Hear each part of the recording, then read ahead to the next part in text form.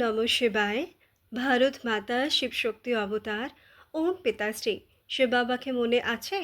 আজকে আমরা পরম পূজ্য পরমপিতা পরমাত্মা শিব বাবার বাণী শুনব। আজকের তারিখ 19শে এপ্রিল 2026। প্রাতঃ ক্লাস রিভাইজ ডেট 7ই মে 2023। ওম নমঃ শিবায়। আজকের মহাবাক্যের শীর্ষক এখনও ময়লা আমার, কে শুদ্ধ আমারে পরিবর্তন করো।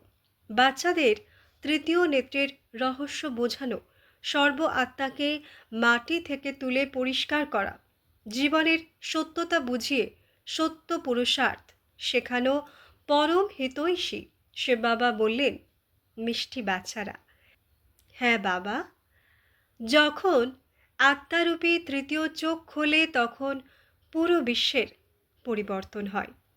কিন্তু যখন পরমাত্মার তৃতীয় চোখ খোলে তখন পুরো সৃষ্টির পরিবর্তন হয়। এই পুরো সৃষ্টির উপর স্বর্গ নেমে আসবে, কারণ তৃতীয় চোখ যখন খোলে মনোবিকারের সাথে সাথে সৃষ্টির পুরনো আবর্জনারও বিনাশ হয়, পুরনো শরীরেরও হয়। আচ্ছা, আজ সব বাচ্চারা পুণ্যের স্থানে বসে আছে। কোন স্থানে বসে আছো? আওয়াজ করে বলো। স্থানটির নাম কি? ত্র্যম্বকেশ্বর। ত্র্যম্বকেশ্বর মানে কি? ত্র্যম্বকেশ্বরের অর্থ কি হয়? যারা ত্র্যম্বকেশ্বরে থাকেন তারা বলুক এর অর্থ কি হয়।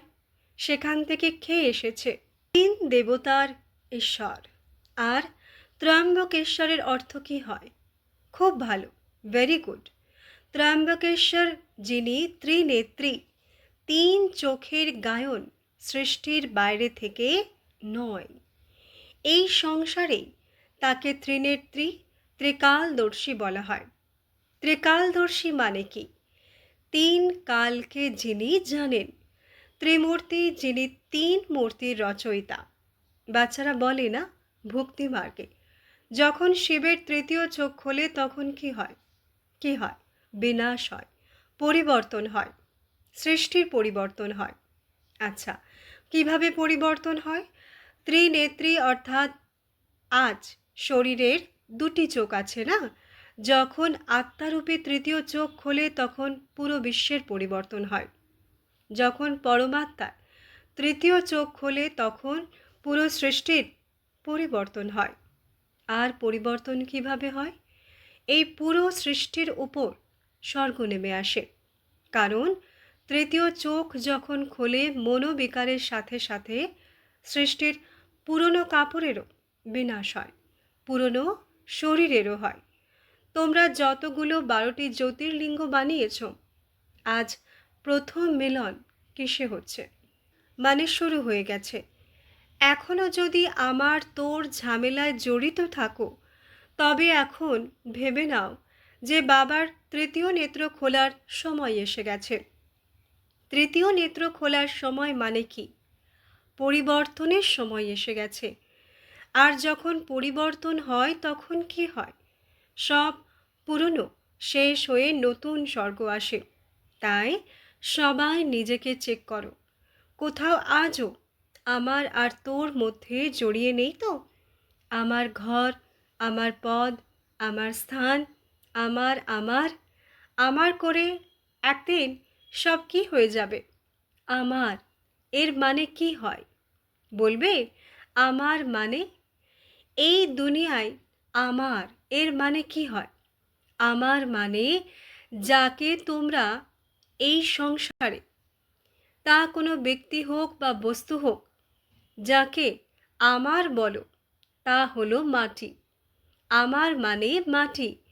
এখনো পর্যন্ত তোমরা বাচ্চারা মাটিতেই খেলছো। যারা আমার আমার আমার আমার করে না, তারা কিসে খেলে? মাটিতে। তো কি করতে হবে? কাদা থেকে বাইরে আসতে হবে না? ধরো তোমার বাচ্চা মাটিতে পড়ে গেল, কাদায় পড়ে গেল, তুমি কি করবে? তাকে তুলবে না, তাকে তুলে পরিষ্কার জলের কলের নিচে বসাবে। কেন? যাতে সব মাটি পরিষ্কার হয়ে যায়। আর যখন কাদায় পড়ে তখন রোগও সাথে লাগে না, তো বাচ্চারা, বাবা তোমাদের সবাইকে মাটি থেকে তুলে একদম পরিষ্কার বানাতে এসেছেন। কি মাটি থেকে বাইরে আসবে? আসবে? কে কে মাটি থেকে বাইরে আসবে? বাবা বের করে দিয়েছেন। বাচ্চারা কলের নিচে বসেছে না, মাটিতে মজা লাগছে, মাটিতে খুব সুখ পাচ্ছে। এই যে মাটি আছে না, এই মাটি মনকে তনকে সবাইকে ময়লা করে। বাবা সবাইকে জানেন, সবাইকে মাটি ময়লা করেছে, কিন্তু এখন কারো নাম নেবেন না। কিন্তু তোমাদের যদি মাটি থেকে মুক্ত হতে হয়, তবে ওই ময়লা আমারকে শুদ্ধ আমারে পরিবর্তন করো। আমার তো এক শিব বাবা, দ্বিতীয় কেউ নয়। যদি এক আমার, আমার তো এক ত্রিমূর্তি বাবা, দ্বিতীয় কেউ নয়। আমার এক ত্রিকালদর্শী বাবা, দ্বিতীয় কেউ নয়। যদি এটা নিজের জীবনে ধারণ করো, তবে যে অশুদ্ধ আমার আছে, আমার আমার আমার যা আমাকে ময়লা বানায় না, সেই ময়লা থেকে মুক্তি হয়ে যাবে। এই যে ময়লা আছে না, জন্ম জন্মান্তর ধরে ময়লা জমে আছে। যারা বলে আত্মা নির্লেপ, তবে তো ময়লা হওয়ার কথাই ছিল না। তাহলে আবার যারা বলে পাপ আত্মা, পুণ্যাত্মা, মহান আত্মা, শ্রেষ্ঠ আত্মা, এমন বলে না? কখনো কোনো শাস্ত্রে শুনেছ যে পাপ পরমাত্মা বা পুণ্য পরমাত্মা? শোনোনি, শোনোনি। তবে কার জন্য গায়ন আছে? আত্মার জন্য, যে পাপ আত্মা, পুণ্য আত্মা। অর্থাৎ আত্মায় পাপ আত্মা হয় আর আত্মায় পুণ্য আত্মা হয়। কখনো পরমাত্মা পুণ্য এবং পাপ আত্মা বলে না। যদি পরমাত্মা পাপ আত্মা হয়ে যান, তবে সব পাপ আত্মাদের পুণ্য আত্মা কে বানাবে? তো কি করতে হবে? এখন পরমাত্মা, পরম কেন বলা হয়? পরমের অর্থ কি হয়? যেমন তোমরা বলো কত পরম সুখ, তাই না?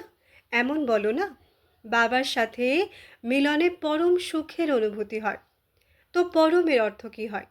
যিনি সবচেয়ে উঁচু, তাকে পরমাত্মা বলে। যিনি সবচেয়ে শ্রেষ্ঠ এবং মহান, তাকে পরমাত্মা বলে। তো পরমাত্মাই এই সৃষ্টির আত্মাদের ধুয়ে পরিষ্কার করে নিজের পরমধামে নিয়ে যান। এখন ত্রিমূর্তি ত্রিনেত্রী বাবার সময় এসে গেছে। সবাইকে পরমধামে নিয়ে যাওয়ার সময় এসে গেছে। সামনের প্ল্যানিং ছেড়ে দাও। এখন ২০ বছর পর্যন্ত এই প্ল্যানিং থাকবে, ৩০ বছরের প্ল্যানিং এটা থাকবে।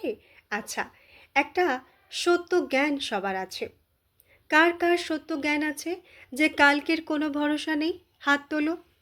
এই সত্য জ্ঞান কার কার আছে যে কালকের কারো ভরসা নেই?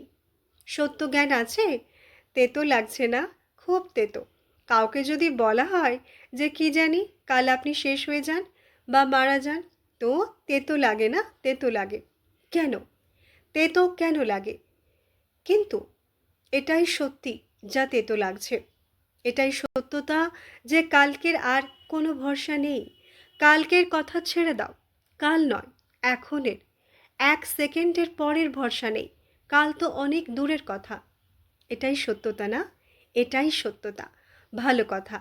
যদি কাউকে বলা হয় যে আপনার কাছে মাত্র ২ দিন আছে, তৃতীয় দিন আপনার এই দেহ ত্যাগ হয়ে যাবে, আপনাকে ২ দিন কি কি করতে হবে?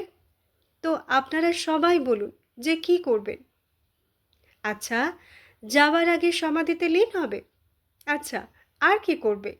২ দিনে কত পুণ্য কর্ম করতে পারো? আর কি করবে? ২ দিন তোমাদের কাছে আছে। স্বাহা করবে? আচ্ছা, সবাই বলো, কে করবে?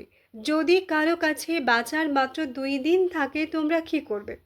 ধরো কাউকে ২ মাস পর ইলেকশন লড়তে হবে, আর তার কাছে ২ দিন আছে, তবে সে কি করবে?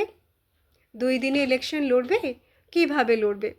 ইলেকশন লড়তে ২ মাস বাকি, আর বাঁচার ২ দিন আছে। তো ২ দিনে সে কি করবে? কি করবে? স্মরণে থাকবে? আচ্ছা, কারো মুখ থেকে এটা বেরোলো না যে খাবো, পান করব, মজা করব, খেলবো, লাফাবো।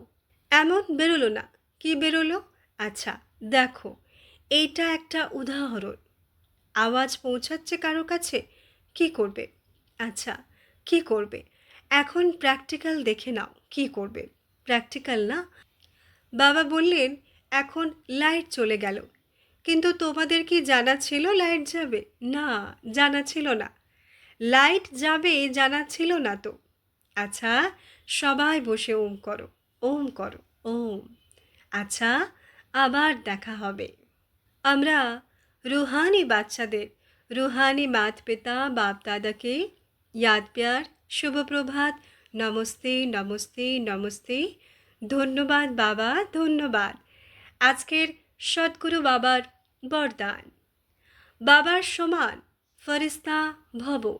ব্যাখ্যা: সর্বদা নিজের কল্পপূর্বের সম্পন্ন ফরিস্তা স্বরূপ সামনে থাকে। কল্পপূর্বেও আমরাই ফরিস্তা ছিলাম, আর এখনও আমরাই ফরিস্তা। এমন অনুভব হয়। ফরিস্তা অর্থাৎ যার এক বাবার সাথে সর্বসম্পর্ক থাকে, অর্থাৎ সর্বসম্বন্ধ থাকে। এক বাবা, দ্বিতীয় কেউ নয়, এমন অনুভব হয়।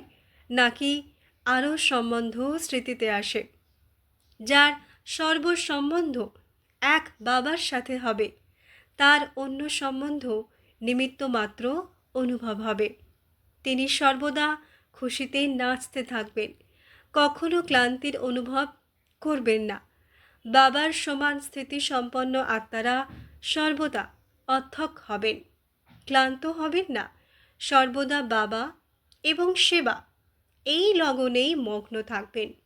বিঘ্ন বিনাশক মায়াজিৎ এবং কল্পকল্পের বিজয়ী হবেন। আচ্ছা, ওম নমঃ শিবায়।